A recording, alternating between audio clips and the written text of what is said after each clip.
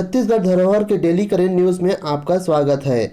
अभी हाल ही में सुशील चंद्रा बने देश के नए चुनाव आयुक्त। सुशील चंद्रा को बनाए गए देश के नए चीफ इलेक्शन कमिश्नर। आज 13 अप्रैल 2021 को देश के नए मुख्य निर्वाचन आयुक्त के रूप में पदभार ग्रहण करेंगे। कानून मंत्रालय ने उनकी नियुक्ति पर भी मुहर लगा दी है। चंद्रा सोमवार को रिटायर हो रहे मुख्य निर्वाचन आयुक्त सुनील अरोड़ा की जगह लेंगे। आइए जान लेते हैं आखिर कौन है सुशील चंद्रा। सुशील चंद्रा आईआईटी रुड़की से बीटेक और डीएवी देहरादून से एलएलबी कर चुके चंद्रा भारतीय राजस्व सेवा 1980 बैच के अधिकारी रहे हैं। चंद्रा के पहले टीएस कृष्णमूर्ति ऐसे आईआरएस अधिकारी थे जिन्होंने निर्वाचन आयुक्त नियुक्त किया गया था। कृष्णमूर्ति 2004 में मुख्य निर्वाचन आयुक्त बने थे। परंपरा के अनुसार देश के 3 निर्वाचन आयुक्तों में से सबसे सीनियर अधिकारी को ही मुख्य निर्वाचन आयुक्त बनाया जाता है। उसी आधार पर चंद्रा की नियुक्ति की गई है। सुशील चंद्रा देश के कई राज्यों में विभिन्न महत्वपूर्ण पदों पर भी काम किए हैं। कई शीर्ष पदों पर काम कर चुके Sushil Chandra central board of director taxes अर्थात सीबीडीटी के चेयरमैन भी रह चुके हैं। आईआरएस अधिकारी रहते हुए सुशील चंद्रा यूपी, महाराष्ट्र समेत कई राज्यों में अहम पदों पर भी तैनात रहे हैं। मुंबई में डायरेक्टर के पद पर रह चुके हैं। आईआईएम बेंगलुरु, हार्टन जैसे शीर्ष स्थानों से चंद्रा ने अलग अलग तरह की प्रशिक्षण भी लिया है। सुशील चंद्रा को लोकसभा चुनाव के पहले 14 फरवरी 2019 को निर्वाचन आयुक्त नियुक्त किया गया था। वह 14 मई 2022 को पदमुक्त होंगे। चंद्रा के कार्यकाल में निर्वाचन आयोग गोवा, मणिपुर, उत्तराखंड, पंजाब और उत्तर प्रदेश में विधानसभा चुनाव करवाएगा। गोवा, मणिपुर, उत्तराखंड और पंजाब की विधानसभाओं के कार्यकाल अगले साल मार्च में अलग अलग तारीखों पर खत्म होगा। आइए जान लेते हैं कि मुख्य चुनाव आयुक्त के पद के बारे में। भारतीय मुख्य चुनाव आयुक्त भारतीय चुनाव आयोग के प्रमुख होता है और वह भारत में स्वतंत्र एवं निष्पक्ष रूप से राष्ट्र और राज्य के चुनाव करवाने का उत्तरदायित्व होता है। मुख्य चुनाव आयुक्त की नियुक्ति भारत के राष्ट्रपति के द्वारा की जाती है। मुख्य चुनाव आयुक्त का कार्यकाल 6 वर्ष या 65 वर्ष की आयु जो भी पहले हो उससे होता है।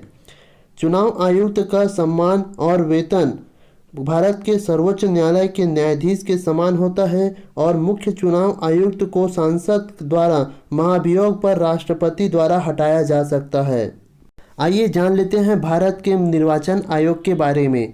भारत के निर्वाचन आयोग अर्थात इलेक्शन कमीशन ऑफ इंडिया एक स्वायत्त एवं अर्धन्यायिक संस्थान है जिनका गठन भारत में स्वतंत्र एवं निष्पक्ष रूप से विभिन्न से भारत की प्रतिनिधित्व संस्थाओं में प्रतिनिधि चुनने के लिए किया गया था। भारतीय चुनाव आयोग का स्थापना 25 जनवरी सन 1950 को की गई थी। भारत में निर्वाचन आयोग जिसे चुनाव आयोग के नाम से भी जाना जाता है एक स्वायत्त और संवैधानिक निकाय है जो भारत में संघ और राज्यों के चुनाव प्रक्रिया का संचालन करता है। यह देश में लोकसभा, राज्यसभा और राज्य विधानसभाओं में राष्ट्रपति और उपराष्ट्रपति के चुनाव का संचालन करता है। आइए जान लेते हैं इनकी पृष्ठभूमि के बारे में। भारतीय संविधान के भाग 15 में चुनाव से संबंधित है जिसमें चुनावों के संचालन के लिए एक आयोग की स्थापना करने की बात कही गई है। चुनाव आयोग की स्थापना 25 जनवरी सन 1950 को संविधान के अनुसार की गई थी। संविधान के अनुच्छेद 324 से लेकर 329 तक चुनाव आयोग और चुनाव सदस्यों के शक्ति, कार्य और कार्यकाल, पात्रता आदि से संबंधित है।